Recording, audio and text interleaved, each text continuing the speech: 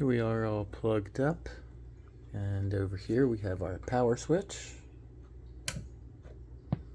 and we have a green light over here showing you that we are currently on the clean channel. We have a clean switch here to go from clean to the overdrive channel, which shows in red, back to clean. This right here is for Bluetooth, so if I wanted to Bluetooth a song in, I could play along. I'll turn that off as well. And that light's indicated over here, as you can see, turns blue for Bluetooth when I hit it. And I'm plugged in here, going out to a Marshall cabinet here. And here is the foot switch, switching my channel remotely.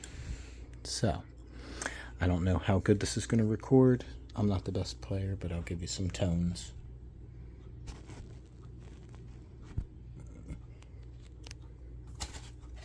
Something to hold up the phone.